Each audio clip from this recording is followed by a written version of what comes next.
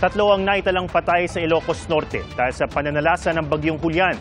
Sa Mindanao naman, maraming lugar ang lubog sa baha, bunsod ng walang patid na ulan dahil sa easterlies. Saksi, si Joseph Moro.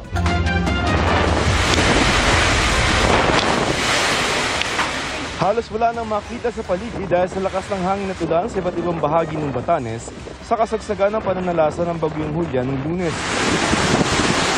Ang isang residente sa barangay Sinakan sa bayan ng Sabtang di na magkamayaw sa pagtatanggal ng mga naputol na sanga habang baha sa kalsada.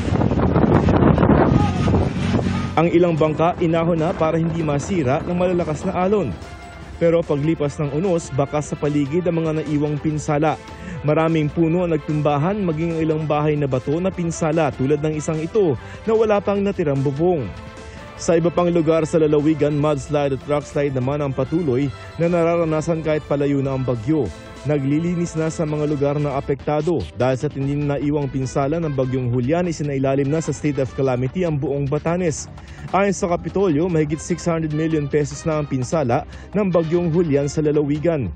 Sabi ng Pag-asa, tumapat kasi sa naturang bayan ang eyewall o gilid ng mata ng bagyong Julian kung saan rin naroon ang mga thunderstorm na nagdudulot ng malakas na hangin at pag-ulan. Pero makakahinga na sila dahil di nangyari ang pinangangambahang pagbabalik ng bagyong Julian ngayong araw. Nag-recurve na po siya papuntang Taiwan. Bagaman Taiwan na ang tinutumbok ng bagyong Julian, pinag-iingat pa rin ng Pag-asa ang mga nasa Batanes at Babuyan Island dahil posible may ulan pa rin na maranasan dahil sa rain band nito.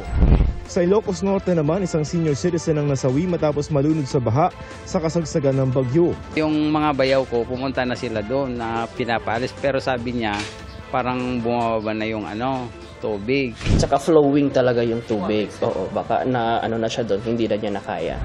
May naitala ring nasawi sa Lawag City dahil naman sa atake sa puso habang nasa evacuation center. Ayon sa CDRMO, may niinda ng sakit ang biktima bago pa manalasa ang bagyong Julian. Kasi flooding, so they have to be evacuated to a safer place. That's why pumunta ako sa evacuation namin and then we opted na pumunta na sa hospital.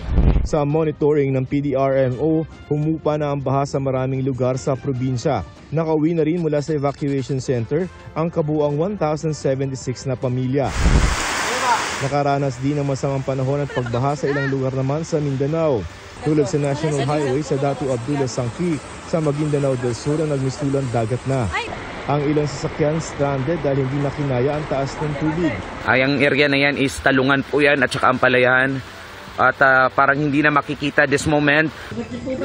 Sa bayan ng Ampatuan, nalubog sa tubig ang mga bahay at taniman dahil sa walang tigil na pag-ulan. May isang team na nandoon sa National Highway nagakuha ng mga kababayan na stranded din doon. Dahil sa lalim ng baha, inilikas na ang ilang residente sa barangay Kamasi. Sa parehong bayan, sinagip ang isang pamilya na trap sa kanilang bahay dahil sa abot-bubong na baha. Bukod sa Maguindanao, pinasok din ng baha ang ilang bahay sa Digo City, Davao del Sur.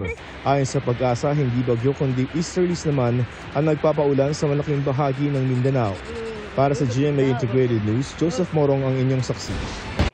Mga kapuso, sama-sama tayong maging saksi.